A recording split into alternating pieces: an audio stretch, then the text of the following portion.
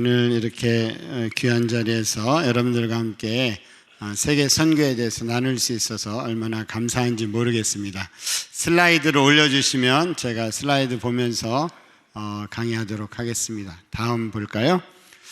네, 저는 원래 여러분 잘 아시는 나라인데 오늘 방송하고 있어서 제가 말씀은 못 드리겠고, 이슬람이 99.9%인 나라에서 사역을 했습니다. 아내하고 저는 원래 외과를 전공한 외과 의사입니다.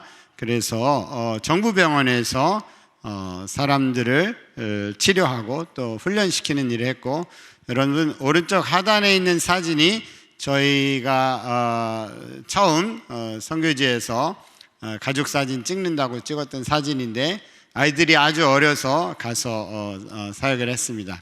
사실 제가 청주에서 나고 자랐습니다. 용담 초등학교 나왔고, 세강 중학교 나왔고, 청석 고등학교 나왔습니다. 그리고 제 모교에는 우리 유영기 목사님이 심무하시는 청주 명암교회가 제 모교회입니다. 그래서 이번에 이 청주에 와서 선교대 한다고 하면서 제 마음 가운데 큰 기쁨이 있었습니다. 왜냐하면 저를 나고 자라게 하신 청주 땅에 하나님의 선교를 어떻게 하면 잘할 수 있을까 함께 나눌 수 있는 시간을 하나님께서 허락해 주셨기 때문입니다. 그래서 저를 아시는 분들 오늘 여기 많이 오셨는데 저희 위해서 기도해 주시고 늘 부족한 저를 격려해 주셔서 제가 이 자리까지 올 수 있었던 것 같습니다. 감사드립니다. 자, 다음. 네, 먼저 20이라는 숫자에서부터 시작하겠습니다. 자, 20 하면 뭐가 떠오르세요? 네, 20대 20살 때 내가 뭘 했나 이런 거 생각하시는 분들 계실 것 같아요. 저는 20살 때 집 떠나서 대학 공부하러 갔었는데, 이 20이라는 숫자가 이번 선교대회에 굉장히 의미가 있습니다. 왜냐하면 한 번 더 눌러볼까요? 한국에 복음이 도달한 지 20년이 지나서야 청주에 복음이 전해졌기 때문입니다.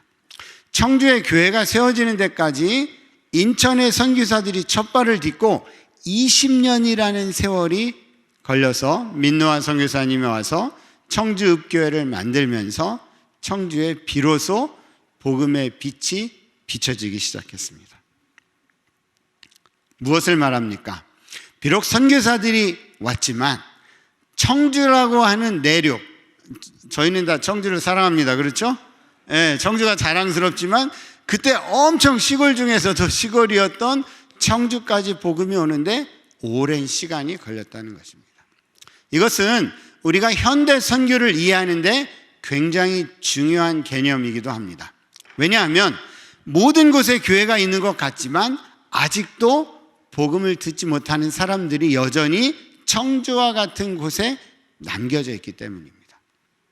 저희 선교의 시작도 이 20이라는 숫자와 다르지 않는데 한 번 더 눌러볼까요? 왜냐하면 저희 설립자인 찰스 토마스 스터드가 아프리카 내륙에 20여 개의 미전도 종족이 있다는 것을 발견하고 그리고 나서 저희 선교회가 시작되었기 때문입니다. 그때 당시 상황이 어땠냐면 전 세계의 모든 해안가에 교회가 있는 시절이었습니다. 그래서 사람들은 어디든지 가면 교회가 있기 때문에 교회가 다 있구나. 심지어 제가 얼마 전에 남아프리카 공화국에 갔다 왔는데 그 남아프리카 공화국에서 제가 종려주일 때 설교한 교회가 200년 된 성공의 교회였어요. 그러니까 200년 전에 교회가 있었으니까 그때 당시 사람들이 이제 복음이 많이 전해졌어 라고 생각할 때였는데, 실제로는 내륙 지방에 복음이 전해지지 않았다는 것입니다. 20이라는 숫자. 우리는 주님을 알고 오늘 예배하고 있지만 세상에 수없는 많은 사람들이 아직도 주님을 모르고 죽어가고 있습니다. 우리가 그 사람들에 대해서 무엇이라고 해야 할까요? 그 다음 한 번 더 볼까요? 자, 그래서 저희 외기라고 하는 선교회는 초기부터 더 복음이 전해지지 않는 곳에 초점을 뒀습니다. 사도행전 1장 8절에 땅끝으로 가는 선교회라고도 했고, 또 한 가지는 로마서 15장 20절에 사도 바울 선생님이 남의 터 위에 복음을 전하지 않기를 원한다라고 고백하고 있습니다. 자, 제가 아까 제 모교회가 어디라고 말씀드렸죠? 명암교회. 예. 명암교회가 세워진 이유가 남의 터가 아닌 새로운 곳에 가서 교회를 세우자. 그래서 점집 깃발이 수없이 많이 꽂혀져 있는 골짜기에 가서 5가정이 명암교회를 시작했던 것입니다. 마찬가지로 저희 선교회는 그와 같은 정신으로 지난 113년 동안 왔고, 그래서 한 번 더 눌러보면 1920년대에 이미 아마존 밀림에 갔고, 중동 지방에 갔고, 우리 요즘으로 말하면 인도 북쪽의 캐시미르 지방에도 갔고, 아프간 접경 지방까지 1920년대에 이미 복음을 들고 가게 됐습니다. 왜냐하면 20년 걸린 청주 선교처럼 복음을 모르는 민족들에게 나아가기 원했기 때문입니다. 그 다음, 그래서 지금도 저희는 미전도 종족과 최전방 선교를 지속하고 있습니다. 여러분 기도 책자 받으셨죠? 예쁘게 잘 나왔죠? 꼭 기도해 주시길 바라요. 거기 복음화율 0.1%인 민족만 모아놨습니다. 그래서 꼭 기도해 주길 바랍니다. 그 다음 볼까요? 그 다음에 40이라는 숫자. 오늘 제가 너무 수수께끼를 많이 해서 죄송한데 40은 뭘까요? 40은 지천명이다 이런 말이 있는데 그 말씀을 드리려는 것은 아니고 40년이 지난 다음에 웩 선교회에 선교적인 돌파가 일어났는데 콩고라고 하는 지방에서 부흥운동이 시작됐습니다. 한번 볼까요? 1953년에 콩고에서 일어난 부흥운동이, 콩고라는 그 나라, 지금으로는 콩고고 그때는 아프리카 잠비아라는 나라였는데, 콩고에서 부흥의 불길이 타올라서 그때 수만 명이 한꺼번에 주님께 돌아오는 역사가 있었습니다. 그때 당시에 거기 선교지 리더가 아이버 데이비스라는 웨일즈 출신의 선교사였는데, 볼까요? 이 웨일즈 출신의 선교사님이 그 다음 영향을 끼친 분이 바로 마틴 로이드 존스 목사님입니다. 여러분 마틴 로이드 존스 목사님 아시죠? 아시는 걸로. 사실 이 마틴 로이드 존스 목사님이 한국 장로교에 아주 엄청난 영향을 주신 설교가이고 웨스트민스터 사원의 목사님이었는데, 이분이 웩의 콩고 부흥을 듣고 성령론이 새롭게 바뀐 그런 경험을 하게 돼서 영향력 있는 장로교회 목회자로서 성령론을 일으키는 데 일조하게 됐습니다. 그 다음 뿐만 아니라 뉴질랜드나 호주나 동남아시아, 인도네시아의 1960년대 부흥에 바로 웩의 부흥이 영향을 끼치게 됐습니다. 물론 그 이후에 어려움도 생겼습니다. 콩고 내전으로 인해서 저희가 철수도 해야 됐고 했지만, 어쨌든 하나님의 부르심을 따라서 열심히 성실히 사역할 때 하나님은 무엇을 주신다? 부흥을 허락해 주신다. 사랑하는 여러분, 오늘 선교대회를 통해서 우리가 한번 우리 마음을 점검해 봅시다. 내 안에 하나님의 부흥을 갈망하는 마음이 있는가? 내 안에 오늘 목사님 말씀 주셨던 것처럼 성령의 능력과 성령의 충만함을 사모하는 마음이 내 안에 있는가? 그렇게 될 때 하나님은 그것을 사용하시는 것이 저희 선교회의 역사였습니다. 자, 그 다음에 원래 무슨 숫자가 나와야 될까요? 원래 제가 50을 쓰려다가 안 썼습니다. 다음 볼까요? 자, 50. 저희 선교회 희년이 됐을 때 1963년인데 그때 저희가 어떤 걸 했냐면 2가지를 했습니다. 한 가지는 지금 남아있는 선교지가 어딘지를 조사를 했습니다. 그래서 19개의 중요한 선교지를 정리를 하고 여기에 어떻게 하면 선교할 수 있을까 고민해 보니까, 그때 보니까 선교사 비자로 갈 수 없는 나라들만 이제 남게 될 것이라는 예측을 하게 됐어요. 그래서 1960년대 초반에 어떻게 하면 공산권에 들어가서 선교할 수 있을까를 고민하며 기도하면서 여기 있는 것처럼 공산권 선교에 대한 연구와 접근을 시작을 했고, 자, 60년대 시작했는데 하나님은 언제 기회를 주셨어요? 물론 그동안도 계속 이렇게 복음을 전했는데 89년 베를린 장벽이 무너지면서 공산권 선교의 문이 열렸을 때 가장 먼저 선교사들을 그 지역에 보낼 수 있게 된 게 1960년대부터 일어난 일이었습니다. 무엇을 말합니까? 사람들은 요즘에 선교 되겠냐 이런 질문을 많이 합니다. 그런데 성령께서는 우리의 한계를 뛰어넘는 분이시기에 우리가 믿음으로 기도하고 준비하면 누가 행하신다고요? 하나님께서 행하십니다. 저희 선교회가 고백할 수 있는 것은 사람의 계산으로 무엇이 일어날 것이라고 해서 계산돼서 되는 것이 아니라 하나님께서 무엇을 하실지 우리를 내어드리면 하나님께서 행하신다 하는 것을 말씀드릴 수 있습니다. 자, 이제 아까 말씀하신 80으로 넘어가 보도록 하겠습니다. 그 다음 뭘까요? 1980년 무슨 일이 일어났을까요? 네, 한국 사회는 근현대상 아주 어려운 일이 많이 있었습니다. 그렇죠? 근데 이 1980년에 어떤 일이 일어났냐면 전 세계 기독교 역사에서 굉장히 중요한 전환의 시기가 1980이었는데 다음 볼까요? 자, 여기 보면 이 파란색은 옛날에 선교지였던 곳의 교인들 숫자를 말하는 것이고 까만색으로 된 것이 선진국 기독교 문명이 있었던 곳의 색깔을 말하는 것인데 한 번 더 눌러볼까요? 그런데 1960년대 전 세계의 복음주의자가 한 9천만 명쯤밖에 되지 않았습니다. 현재는 한 6억 명쯤 복음주의 기독교인이 되는데 한 번 더 눌러볼까요? 1980년에 어떤 일이냐? 어떤 일이 있었어요? 선교지에 있는 교회의 교인들 숫자가 선교지 파송국 교회의 숫자보다 더 많아지기 시작했습니다. 한 번 더 눌러볼까요? 예. 그래서 이 1980년을 기점으로 지금까지 그동안 우리가 선교지라고 생각했던 나라들에서 급격한 추수가 일어나서 전 세계 그리스도인의 75%가 비서구인, 옛날에 선교지였던 곳에서 교회가 세워지게 됐고 나머지 20%가 서구인인 상황으로 바뀌어지게 되었습니다. 그 다음, 그래서 이 1980년대 외국은 어떤 걸 했냐면 크리스찬이 비서구가 더 많아지겠구나. 그래서 우리가 세계화해야 되겠다.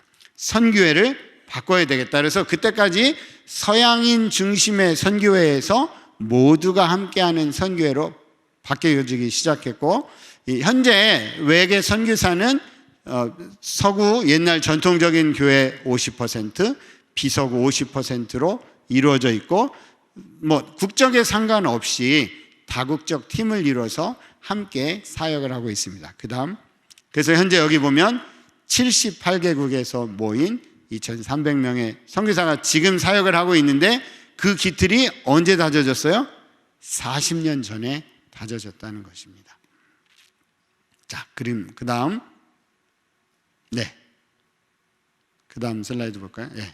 자, 그 다음으로 2000년대 이제 80년 했으니까 2000년대에 일어난 선교 운동이 모든 곳에서 모든 곳으로라는 표어를 내건 From Everywhere to Everywhere라는 선교 운동이었는데 이게 이론적으로는 이렇게 선교지의 교회가 많아지니까 그 교회들이 선교하러 가면 되지 않겠냐 이런 이론이 여기에서 생겼는데 이 이론을 2014년에 외계 구조를 바꾸면서 저희가 실제로 선교지였던 곳에서 선교사가 나오는 운동을 시작하게 됐습니다. 그래서 저희 이제 선교사 파송 분포를 보면 여러분 인도가 선교지일까요? 선교사 파송국일까요? 아니면 둘 다일까요? 네, 이럴 땐 둘 다를 답하는 게 유리합니다. 그렇죠? 네, 선교사 파송, 선교지이면서 선교사 파송국인데 저희 웹 국제선교회 안에 인도에서 나온 선교사가 100명이 넘습니다. 뿐만 아니라 자, 여러분 브라질이 선교지일까요? 선교사 파송국일까요? 네, 둘 다. 역시 제 고향 청주의 어르신들은 지혜로우시다. 오늘 확인이 되네요. 자, 브라질에서 여러분 6,000명의 선교사가 전 세계 선교사가 돼서 열방을 향해서 나아가서 교회를 세우고 있어요. 제가 기니비사우라는 나라에 12월 달에 다녀왔는데 거기 포르투갈어하고 현지 언어를 사용하는데 거기 주로 사역하는 사람이 브라질 선교사가 많습니다. 그래서 자기들이 갈 수 있는 곳에 브라질 선교사들이 많이 나아가고 있습니다. 자, 그래서 지금 우리가 사는 시대는 무슨 시대라고요? 모든 곳에서 모든 곳으로 선교사가 가는 시기. 그런데 지금 이렇게 선교지였던 교회들의 어려운 점이 한 가지 있습니다. 그건 뭐냐면 본인들이 선교사를 보낼 때 한국교회가 선교사를 후원하고 돕고 기도하는 것처럼 하기가 쉽지 않다는 것입니다. 그래서 어떻게 하면 우리 한국교회가, 이 청주에 있는 교회들이 청주에 있지만 그런 교회와 함께 동역할 수 있을까?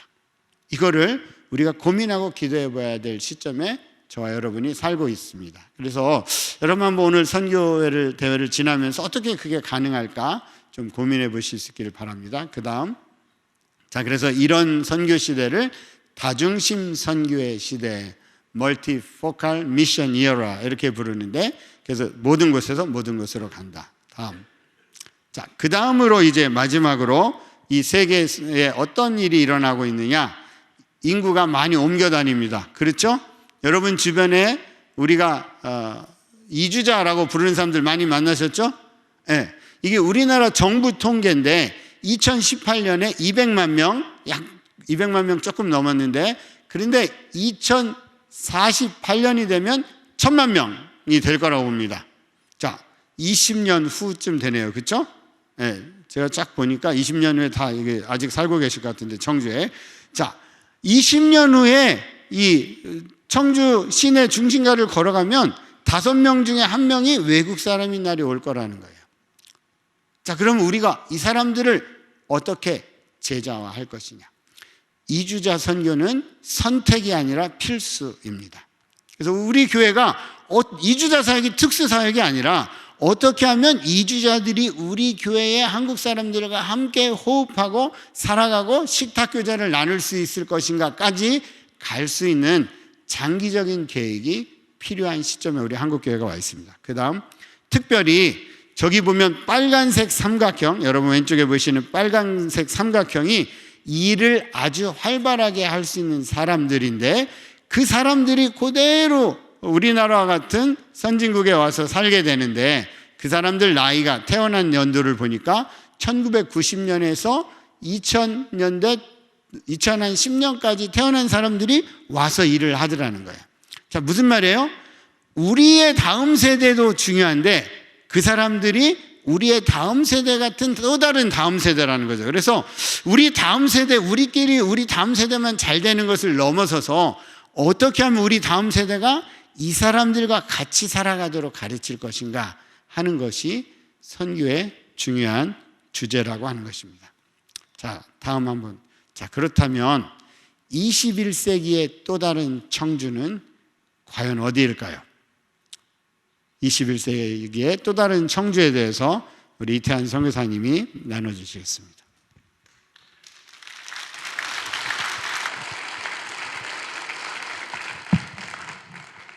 할렐루야. 청주가 낳은 아들 우리 박경남 선교사님, 오늘처럼 부러운 적이 없습니다. 저도 충청도 사람인데요. 사실 저쪽 그 젓갈이 많은 강경 출신입니다. 저는 그 대전에 있는 그 미션 스쿨 기독교 학교에서 처음 예수님을 믿게 되었고요.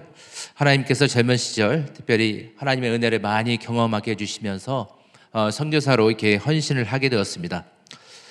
IMF 시기에 1998년도에 그 선교훈련을 받고 이제 선교지에 가고 싶었는데, 그때 여러 가지 그 상황이 사실 한국이 전체적으로 좋지 않아서 가지 못했는데, 교회에서 3년간 사역하는 동안 하나님께서 특별히 미전도 종족에 대한 저의 그 모든 그 파라다임을 이렇게 미전도 종족으로 이렇게 바꾸어 주시고 미전도 종족 선교를 하게 되었습니다.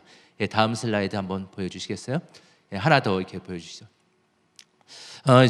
저희 부부는 제 아내는 지금 2층에서 통역하고 있는데요. 저희 부부는 인도네시아에서 약 한 14년간 사역을 하였는데, 저희가 사역한 대상은 그 인도네시아에서 가장 큰 무슬림 미전도 종족이었습니다.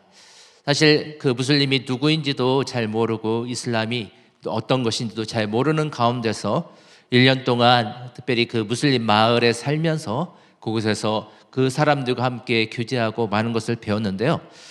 저희는 특별히 큰 특권이 있었는데, 그것은 무엇이냐면 저희 단체에서 세웠던 현지 선교단체 그 우리 전임 그 사역자들과 함께 일할 수 있는 것이었습니다. 그래서 저희는 40명의 현지인 전임 교회 개척 사역자들과 지금 이제 한 20개의 팀으로 나뉘어져 있는데요. 저희들이 함께 동역하면서 현지인 사역자 양성훈련, 또 현지인 사역팀 멘토링, 또 미던주 지역 리서치, 그리고 우리 선교사 사역자들을 또 저희들이 이렇게 훈련시켜서 팀으로 파송하는 일들, 그리고 제 안에는 특별히 그룹 카운셀링을 통한 여성 사역, 그리고 그 안에서 그 단체 또 이렇게 이사님들 그리고 또 리더들과 함께 리더십 팀으로 함께 활동하였습니다. 주님 주시는 은혜로 사실 처음 10년은 쉽지 않았지만 그 은혜로 이제는 많은 가정교회들이 지금까지 세워져 오고 있습니다. 다음 슬라이드 한번 보여주시면 사실 저희 외국제선교회는 이런 비전 선언문을 가지고 있습니다. 같이 한번 읽어볼까요? 시작. 우리의 비전은 세계의 미전도 종족들이 그리스도를 알고 사랑하며 예배하는 것을 보는 것이다. 저희 그 설립자였던 우리 박근남 선교사님이 말씀해 주신 것처럼 설립자였던 찰스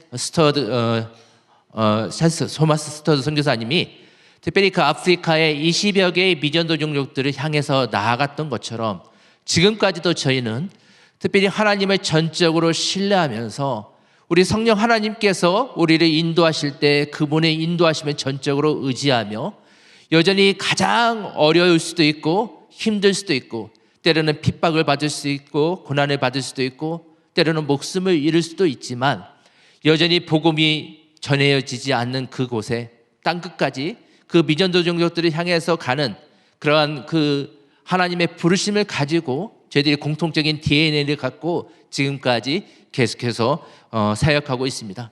그래서 저희들의 열망은 주님 안에서 주님 이 세계의 모든 민족들이 우리 하나님을 찬송하게 하소서. 그래서 우리 미전도 종족들이 그리스도를 알고 사랑하며 우리와 함께 예배하게 하소서.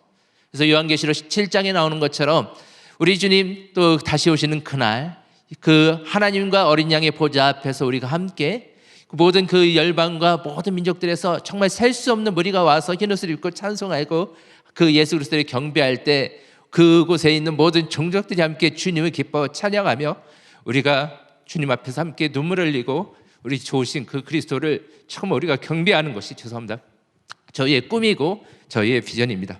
그래서 많이 기도를 부탁드립니다. 다음 슬라이드 보여주시죠. 근데 아마 미전도 종족 선교라는 것을 아시는 분들도 있지만 좀 처음 들으시는 분들도 있을지 모르겠어서 제가 간략하게 쉽게 한번 설명해 드리도록 하겠습니다. 미전도 종족이라고 하는 것은 사실 그 종족 안에 나는 종교가 뭐세요? 라고 물어보면 기독교라고 표시하는 분들, 여기에는 우리 개신교만이 아니고 가톨릭, 또 때로는 우리가 저 사람들은 정말 이렇게 예수 믿는 사람들이 아니야 라고 하는 이단조차도 표시할 때는 기독교를 표시를 하잖아요.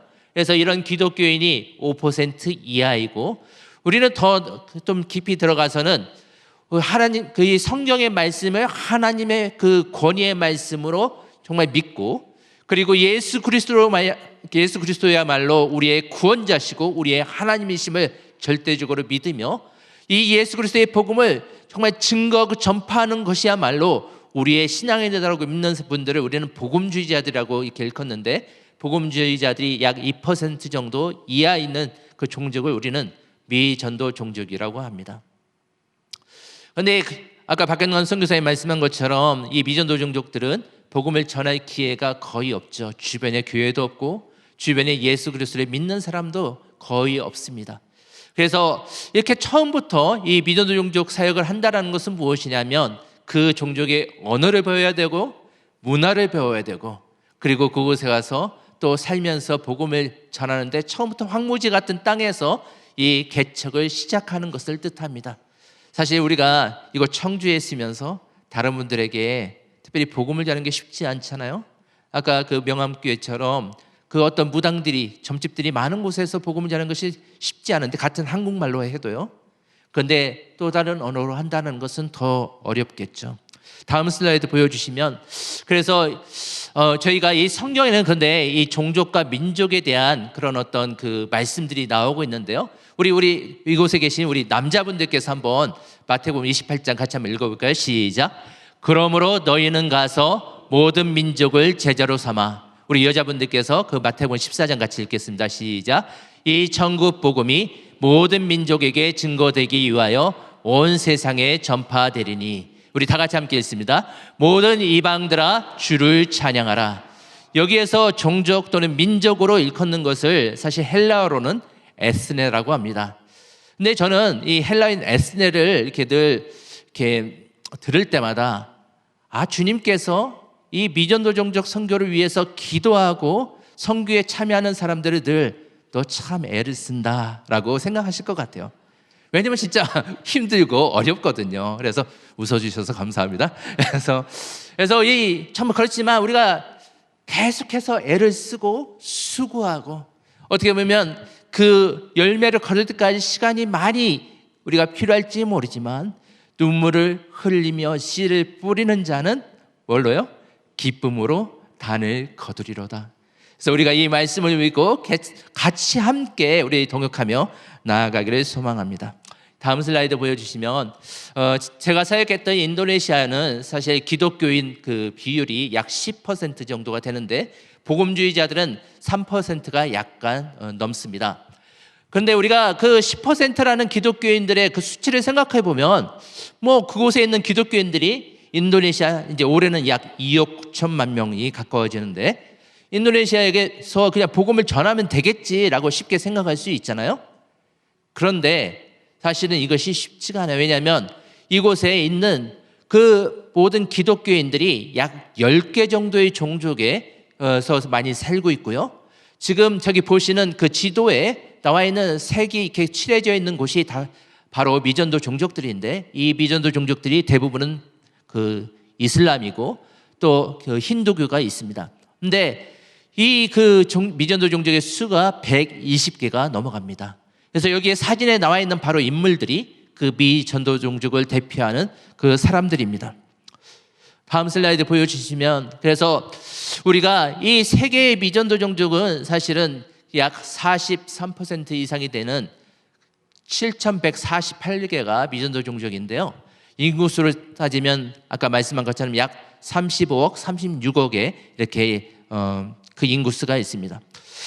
다음 슬라이드 이렇게 보여주시면 우리가 이 미전도 종족 선교가 사실은 굉장히 좀 도전이 있어요. 제가 잘 알고 있는 청주의 한 교회도 지난 30년 동안 미전도 종족을 5개를 입양하고 열심히 선교하는 교회가 있습니다.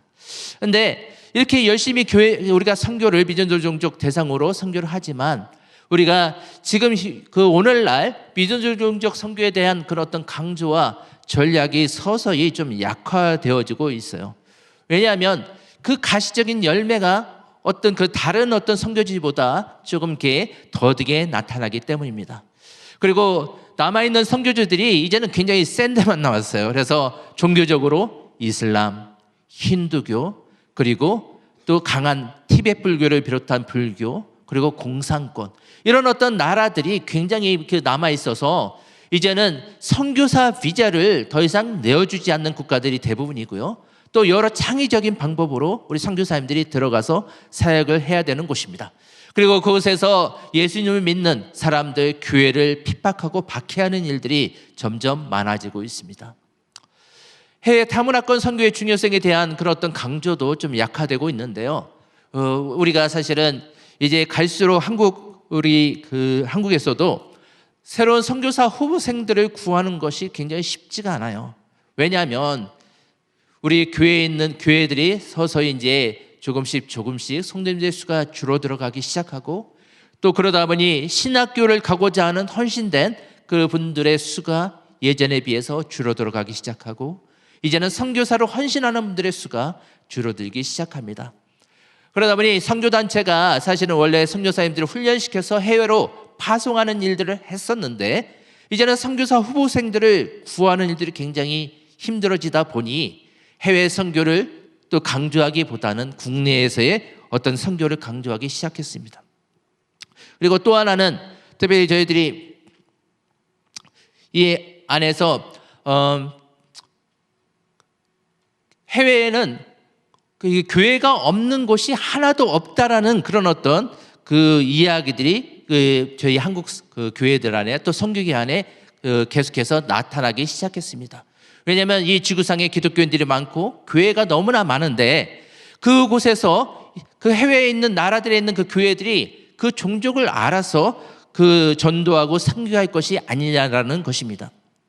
저는 인도네시아에서 이렇게 선교하면서 아까 그 미전도 지역을 많이 리서치를 했다고 했잖아요. 근데 자카르타의 수도인 자카르타에서 서쪽으로 가면 1,000만 명이 살고 있는 반튼이라는 우리나라의 행정구역으로 따지면 도가 있습니다. 근데 이 반튼 도에 특별히 4개의 군이 있는데 각 군은 사실 몇백만 명씩 살고 있기 때문에 우리나라에 있는 군 뭐 한 15만 명, 몇십만 명밖에 안 되잖아요. 어떻게 보면 우리나라의 도 수준의 인구를 갖고 있는데 이 그 군청 소재지마다 사실은 교회들이 뭐 이렇게 뭐 카톨릭 성당을 포함해서 5개에서 10개 정도씩 이렇게 있어요. 그래서 저희가 사역자들과 함께 그곳에 가서 목사님들을 만나고 특별히 이곳에 있는 그 무슬림들을 어떻게 함께 선교할 것인지 특별히 주님의 그 지상명령을 함께 나누면서 우리 같이 이렇게 교제하면서 차 마시면서 이렇게 하는 시간들을 가졌는데 그분들이 고개를 끄덕이시면서 정말 그렇죠. 우리가 주님이 주신 그 명령을 갖고 저 무슬림들에게 복음을 증거해야 되는 그 마음, 그 말씀을 우리 안에 가지고 있습니다. 그러면서도 그분들이 서서히 이야기를 보따리를 풀어놓는 것이 있는데 그것은 무엇이냐면 사실 저희는 이 그 무슬림 지역에서 우리가 옛날부터 살고 있는 이 무슬림 현지인들이 아니고 우리는 또 다른 그 도시나 시골에서 온 기독교인들입니다. 그래서 우리가 이곳에서 우리 같은 그 기독교 종족들과 함께 예배를 드리고 있는데 우리가 그동안 우리 교회 건물이 불타서 방화가 되어서 여러 번 교회를 저희들이 옮겨 다니고 쫓겨 다니고 있습니다. 그러다 보니 특별히 저희가 복음을 무슬림들에게 증거해야 되는 것이 있지만 때로는 마음속에 좀 이렇게 화도 나고 용서하기가 쉽지도 않고 그리고 우리가 어떻게 하면 여기서 좀 살아남을까? 우리가 예배하면서도 뭔가 이곳에서 더 이상 어떤 박해받지 않고 있을 수 있을까라는 것이 사실 저희가 트라우마가 있습니다. 그래서 저희를 위해서 기도해 주십시오라고 겸손히 말씀하는 목사님들이 많이 있습니다. 그래서 저는 그분들에게 우리 사역자들이 함께 이곳에 와서 우리가 함께 기도하고 눈물을 흘리며 우리가 함께 사역할 때 그렇게 해도 괜찮을까요? 라고 하면 많은 분들이 너무나 좋지요 라고 이렇게 대답을 하십니다. 그래서 이런 지역에는 여전히 우리가 선교사들을 계속해서 보내어서 그곳에 있는 현지 교회와 함께 동역하며 특별히 그분들에게 이 선교의 구체적인 그 일들을 함께 하고 눈물을 함께 흘리고 기도하면서 용기를 붙돋으면서 우리가 앞에 나아가서 이 복음을 증거하는 것이 너무나 중요합니다. 그래서 저는 특별히 이 해외 그 타문화권 선교사들을 보내는 일들을 우리 한국교회가 멈추지 않고 계속해서 이 선교사를 양성하고 이제는 젊은이들을 아니면 이제는 초등학생부터 우리가 계속해서 선교에 대한 꿈을 나누고 우리가 계속해서 그 격려하면서 나아갈 필요가 있다고 생각합니다. 그래서 내일 또 상당교회에서 여러 교육부서에서 우리 선교사님들이 가셔서 이 그 선교에 대한 것들을 나누고 꿈을 좀 심어주려고 하는데 우리 많은 분들이 기도해 주시고 우리 젊은 세대들 다음 세대들이 이 복음을 들고 그 온 세계 끝까지 나아가고 이 21세기의 청주인 이 미전도 종족들에게 이 복음을 증거하는 일에 귀하게 쓰여지도록 많이 기도해 주시기를 부탁을 드립니다. 다음 슬라이드 보여주시면 특별히 하나 더 보여주시죠. 최전방 미전도 종족이라는 것이 나옵니다. 우리 미전도 종족 중에서 약 70% 정도가 이 최전방 미전도 종족인데 아까 미전도 종족은 기독교인 비율이 5% 이하라고 했잖아요. 그런데 이 최전방 미전도 종족은 기독교인의 비율이 인구가 0.1% 이하입니다. 그런데 이 세계의 최전방 미전도 종족 리스트를 쫙 보면 약 5,000개 정도가 되는데요. 그 중에 대부분은 사실 0.1% 아니고 0.00000 계속해서 그 어떤 기독교인조차도 없는 그냥 명목상의 기독교인 가톨릭조차도 없는 개신교는 물론이고요. 그런 최전방 미전도 종족입니다. 다음 슬라이드를 보여주시면 이제 이 그 최전방 미전도 종족이 분포하고 있는 그 지역을 이렇게 보여주는데 보면은 이제 그 북아프리카 지역 또 중동 지역 그리고 오렌지 색깔이 있는 것은 그 인도고요. 그 다음에 또 이렇게 인도 차이나 반도 그리고 인도네시아 이렇게 이 지역에 넓게 분포되어 있는 것을 우리가 보게 됩니다. 그래서 이 오렌지색은 바로 힌두교도들이 대부분 살고 있고요. 그 다음에 녹색은 그 이슬람교, 그리고 그 노란색은 여러 가지 그 불교도들이 이렇게 살고 있는 그런 지역입니다. 다음 슬라이드 보여주시면 저희 그 웩 선교회에서는 지난 2년 동안 저희 전체 국제 그 리더들이 함께 그 주님 앞에 기도하면서 주님, 이제 다음 시즌, 이제 다음 그 5년에서 10년을 걸쳐서 하나님 정말로 저희가 어떻게 더 사역하고 주님께서 인도하시는 것을 따라서 순종하며 또 이렇게 사역하기를 원하십니까? 굉장히 많이 기도하고 그리고 주님의 뜻이 무엇일까라는 것을 분별하며 함께 나누고 또 함께 그 모임을 갖는 시간들을 가져왔습니다. 그러면서 저희가 함께 공통적으로 이렇게 공감대를 형성하며 주님께서 우리를 이렇게 이끄시는 것 같다라고 우리가 확신한 것이 무엇이냐면 바로 이 31개의 최전방 미전도 종족 그룹입니다. 그래서 저희는 이 31개의 그 최전방 미전도 종족 이름을 사도행전을 우리 시대에 최전방 전진이라는 그런 제목으로 이렇게 저희들이 이름을 짓고 계속해서 이 종족들을 위해서 기도하고 복음을 증거하기 위해서 우리 자신을 헌신하며 나아가기를 저희들이 계속해서 다짐하며 성령의 능력을 위해서 기도하고 있는데요. 근데 여기에 보면 대부분이 그 가운데 인도가 사실은 그 절반 되는 인구 전체가 20억 명 되는데요. 그중에 10억 명이 인도에 분포하고 있고 또 다른 10억 명이 여러 가지 아프리카 북부와 그다음에 그 아랍 지역 그리고 라틴 아메리카 아마존과 또 다른 아시아 지역들에게 이렇게 분포되어 있습니다. 글자가 작아서 잘 보이시는지 모르겠지만 아프리카의 플라니족 또 오물로 가레 또 이런 어떤 소말리아는 좀 아실지 모르는데 이런 이름들을 들어보실 때 좀 들어보신 적이 있는지 모르겠어요. 좀 생소한 이름들이 아마 많으실 거예요. 그래서 우리는 무엇보다도 이 종족들의 이름을 부르는 것이 시작하고 아는 것이 필요하고 위에서 기도하는 것이 필요하고 옆에 있는 분들한테 이 복음을 정말 듣지 못하는 기독교인이 아무도 없는 종족이 있다고 하는데 이 종족을 위해서 기도에 초청하는 것이 너무나 필요합니다. 이것이 바로 저희가 이 기도 책자를 만든 목적이고요. 그래서 이 책자를 위해서 31일 동안 기도하게끔 되어 있는데 많이 기도해 주시고 그리고 또 오늘 오후에도 특별히 중보기도 세계와 중보기도 그 선택 강의 시간이 있는데 거기에 들어가시는 분들은 실제적으로 함께 기도하시는 그런 시간들을 가지실 거예요. 마지막으로 제가 한 가지 그 스토리를 이야기를 말씀드리고 제 시간을 마치고 우리 박경남 선교사님에게 넘겨드리도록 하겠습니다. 우리가 지난주에 인도로 다음 사진 보여주시죠. 인도로 선교 정탐을 떠난 선교사님이 이 기도책에 나와 있는 그 최전방 미전도 종족 중에서 칼랄이디가라는 인도의 한 종족이 있어요. 그래서 이 칼랄이디가 종족 지역에 갔다가 이 사람들을 정말 만나기를 소원하면서 수소문해 보니 특별히 이 이디가 사람들이 형제들이 남자들이 있는 거주하는 그 학사도 있고 여학생들이 거주하는 학상도 있는데 이 남학생들이 거주하는 이 학사를 방문할 기회가 있었습니다. 그래서 이 학사에 는 인도에서 세 번째로 큰 도시에 있는 그런 어떤 학사인데 그 공부하기 위해서 유학을 위해 고향을 떠난 이드가족 청년 약 100명 정도가 이 학사에 살고 있습니다.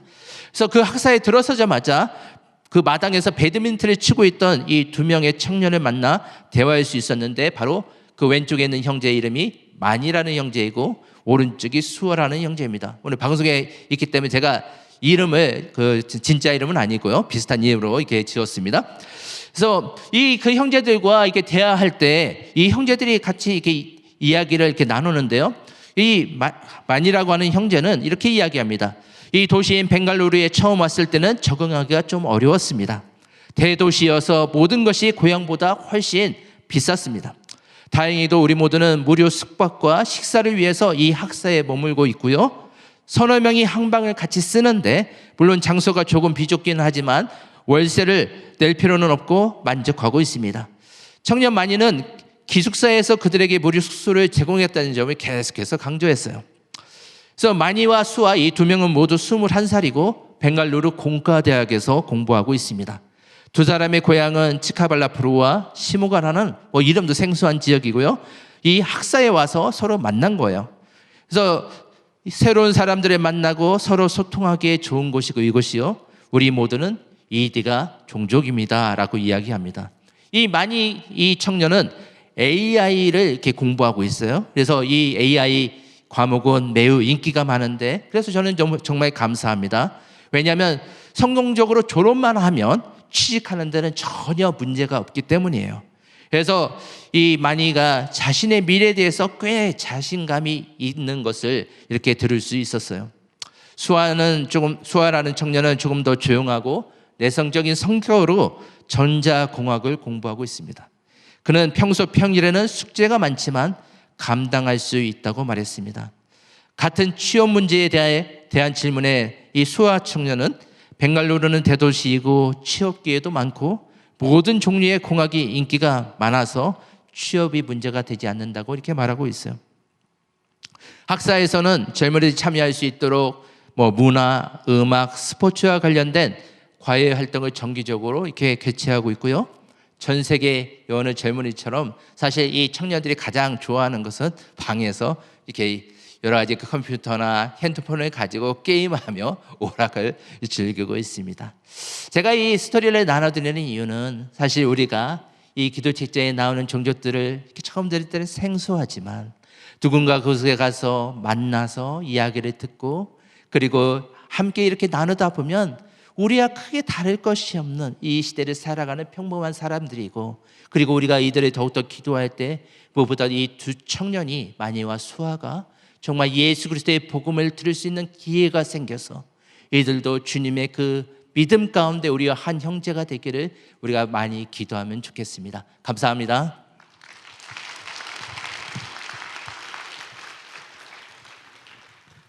네, 감사합니다. 이번 표 다시 한번 제가 청주여 일어나 그러면 여러분이 열방의 빛으로 하시는 거예요. 청주여 일어나. 네. 왜 우리가 열방의 빛이 되어야 될까요? 오늘 들으신 것처럼 아직도 세상에는 복음의 빛을 비추임을 받지 못하는 사람들이 많기 때문입니다. 그런데 궁극적으로 왜 우리가 열방의 빛이 되어야 될까요? 그것은 바로 하나님의 마음이 열방에 있기 때문입니다. 우리 한번 하나님의 꿈, 하나님의 비전을 한번 같이 읽어보겠습니다. 시작. 이 일 후에 내가 보니 각 나라와 족속과 백성과 방언에서 아무도 능히 셀 수 없는 큰 무리가 나와 흰옷을 입고 손에 종려가지를 들고 보좌 앞과 어린 양 앞에 서서 큰 소리로 외쳐 이르되 구원하심이 보좌에 앉으신 우리 하나님과 어린 양에게 있도다 하니 아멘. 우리 하나님은 각 나라와 족속과 백성과 방언에서 모든 사람들이 예수 그리스도를 통해서 구원되기를 원하고 계십니다. 청주 땅에 왔던 민노아 선교사님은 그 열심 때문에 여기 와서 사모님들이 계속 돌아가시는 과정 가운데도 선교를 포기하지 않고 끝까지 충북 선교를 위해서 헌신하셨습니다. 그 하나님의 비전 때문에 40년, 50년, 60년 전에 1970년대 청주의 교회가 많이 세워질 때 그 어르신들의 꿈은 다른 것이 아니라 바로 이 하나님의 선교에 동참하는 일이었습니다. 제 모교에도 그래서 교회가 안 될 것 같다는 그 용담동 산골 그 마을 논에 십자가를 세운 이유가 바로 하나님의 꿈에 동참하기 위해서였습니다. 오늘 우리가 이제는 선교할 수 있지 않습니까? 오늘 미전도 종족 리포트 들어보니까 어떠세요? 막 신이 나시죠? 주를 위해서 헌신할 기회가 왔는데 신이 나야 합니다. 전 옛날에 응급실에서 일할 때 환자가 막 밀려오면 막 신이 났어요. 환자가 다친 분들은 안 됐죠. 왜 신이 났냐면 드디어 내가 쓸모가 있겠구나 이런 생각이 들었습니다. 사랑하는 여러분, 우리도 하나님 나라를 위해서 쓸모있게 만들어졌고 부르심 받았습니다. 그렇지 않습니까? 그래서 저는 우리가 이 하나님의 꿈에 다 참여할 수 있었으면 하는 바람이 있습니다. 그 다음 그래서 저와 여러분이 살아가는 21세기 선교에 세 가지 핵심 과제가 있습니다. 그래서 첫 번째는 미전도 종족, 오늘 이태한 선교사님께서 자세히 말씀해 주셨는데 미전도 종족 선교를 우리가 놓치지 말아야 합니다. 두 번째는 이주자 선교인데 이따 오후에 우리 황태현 선교사님이 왜 이주자 선교가 중요한가에 대해서 나누어 주실 거예요. 이주자 선교, 아까 제가 데이터도 보여드렸는데 이주자 1000만 시대를 대비해서 우리가 살아가야 되겠다. 세 번째가 우리가 너무 잘 아는 다음 세대입니다. 그렇죠? 다음 세대가 예수님 잘 믿는 거, 그건 기본으로 해야 될 것이고, 이 다음 세대가 어떻게 이 하나님의 큰 꿈에 참여하도록 우리가 길러낼 것인가 하는 것이 핵심 주제 중에 하나입니다. 그래서 이 세 가지 중에 그 어떤 것도 버리거나 소홀히 해서는 안 되고 이 세 가지를 어떻게 우리가 잘해볼까. 그래서 제가 여기에 유기적으로 통합된 선교가 필요하다 이렇게 적어뒀는데, 그것을 위해서 우리가 함께 노력하고 나아가야 할 것입니다. 자, 그러면 어떻게 하면 될까요? 다음 볼까요? 첫 번째로 날마다 새로운 부흥을 경험하는 그리스도의 중심체로서, 그리스도 중심의 공동체로서 우리 교회가 더욱더 그리스도께 뿌리 내려야 할 것입니다.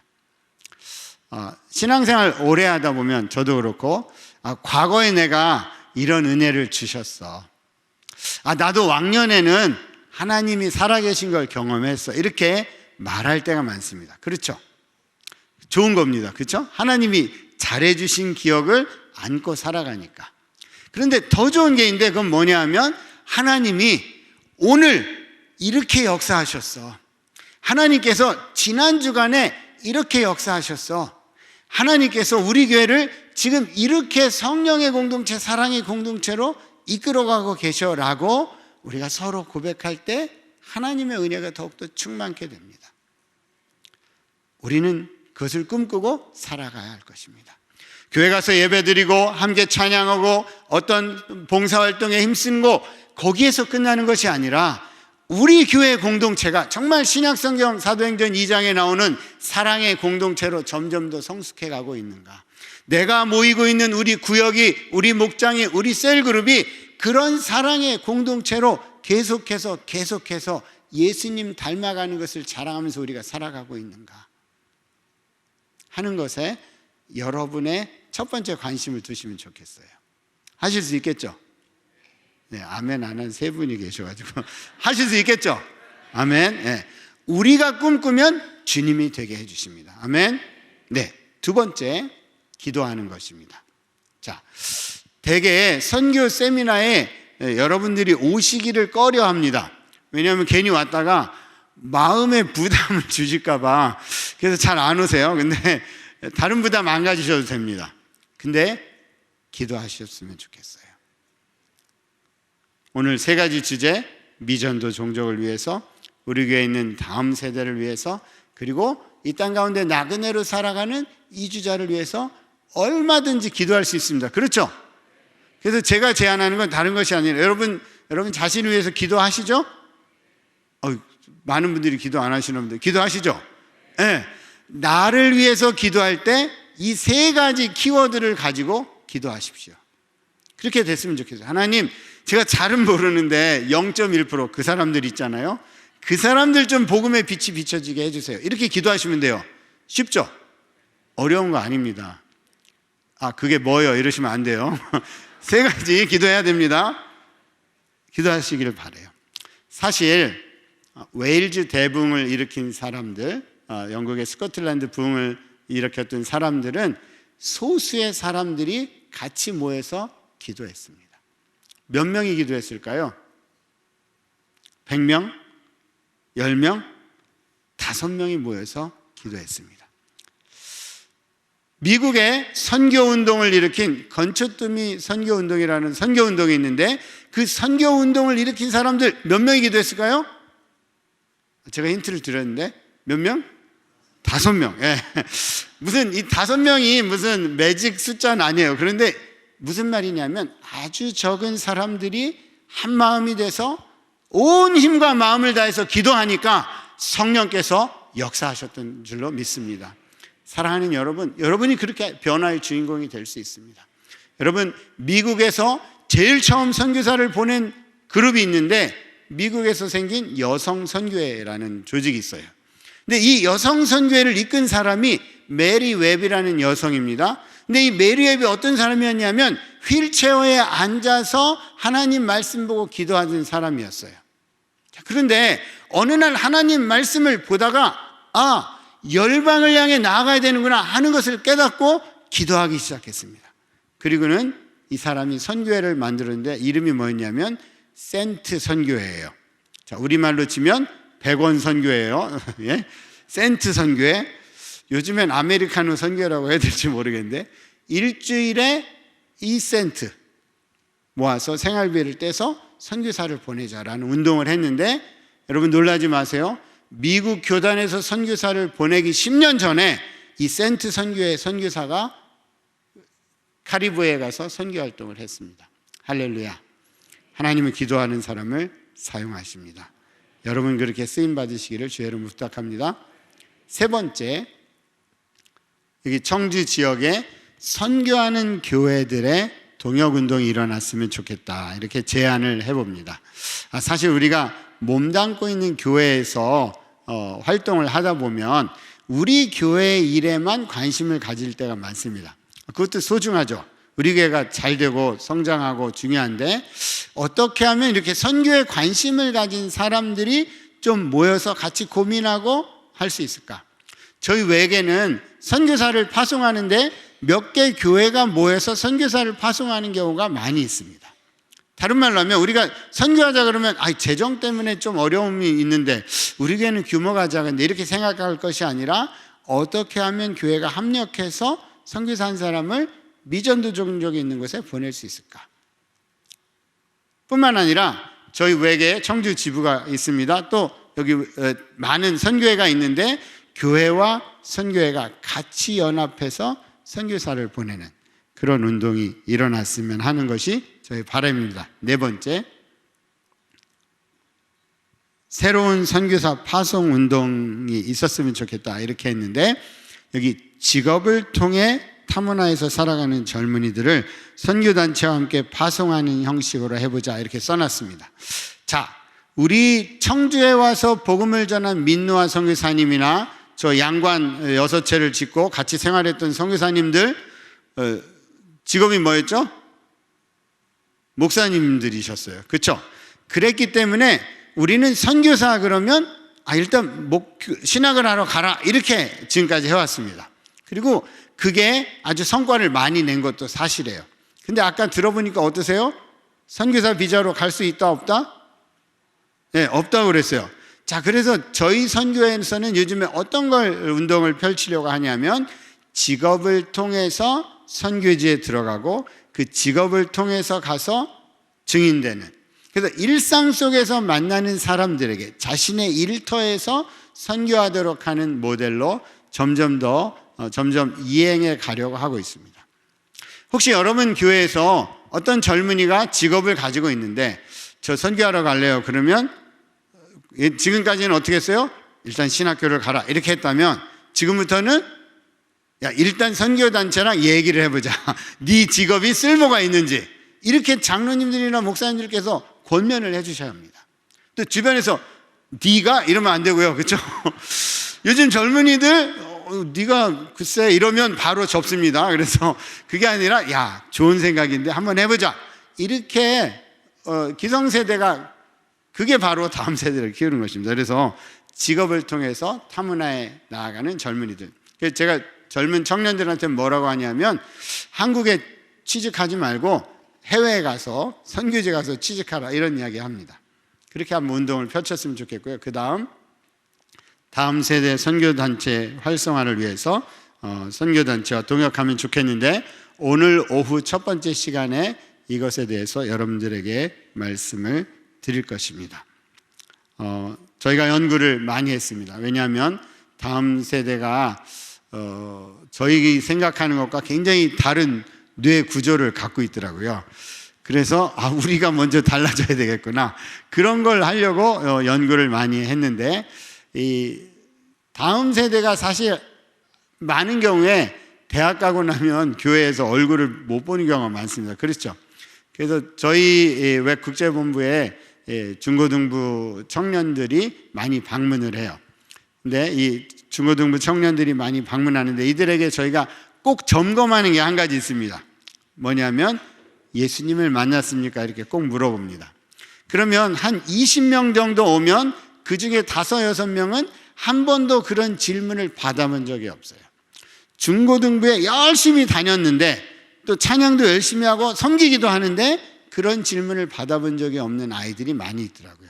그래서 저희는 그걸 사명으로 알고 보내주시는 아이들 예수님 믿고 있는지 확인하고 예수님에 대해 모르면 복음을 전하고 그래서 예수님께 나오도록 그렇게 하는 노력을 하고 있는데 그런 노력에서부터 시작해서 열방으로 나아가는 노력을 우리가 해나갈 것입니다. 마지막 나그네를 환영하는 공동의 노력 기울이기라고 적어뒀는데 저는 선교사가 되기 전에 서울에 저희 처음 파송교회에서 이주자 사역을 했습니다. 구로공단 옆에 있는 교회였는데 그 교회에서 이주자 사역을 하면서 왜 하나님께서 나그네를 대접하라고 하셨는지를 깨닫게 됐었습니다.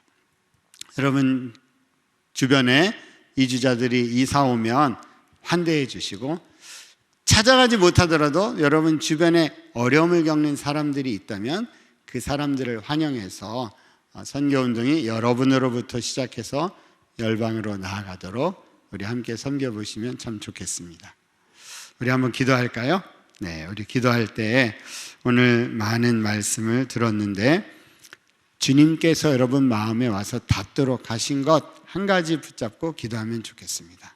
하나님, 오늘 제가 이걸 들었습니다. 이 일에 저의 남은 인생을 사용하여 주옵소서. 하나님, 선교의 3가지 키워드 들었는데 거기에 저의 남은 인생을 사용하여 주옵소서. 살아계신 하나님, 참 감사합니다. 우리를 지명하여 택하여 불러주시고 하나님의 자녀 삼아주셔서 감사합니다. 우리를 자녀 삼아주셨을 뿐만 아니라 이제 내가 해야 된 이 일에 너를 초대한다고 말씀해 주셔서 감사합니다.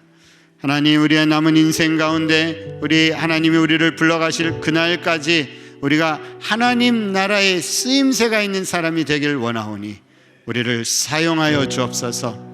하나님, 우리가 기도하며 열방을 바라보기를 원하나이다. 우리 기도하는 기도의 불을 내려주시고 우리가 열방을 향해 기도할 때 열방이 변화되는 것을 보게 하여 주옵소서. 하나님이 청주 땅에 120년 전에 선교사를 보내시고 우리의 조상들부터 우리까지 구원해 주신 것 감사합니다. 하나님, 여기에 머무르지 않고 우리가 열방을 향해 일어나 빛을 발하기를 원하오니 우리를 사용하여 주옵소서. 이 선교대회가 그런 전환점이 되게 해주시고 우리 마음 가운데 주님 한 분만을 바라보고 갈망하는 마음으로 가득 채워 주옵소서. 주님께 오늘 마지막 순서까지 올려드리며 예수님의 이름으로 기도 올려옵나이다. 아멘.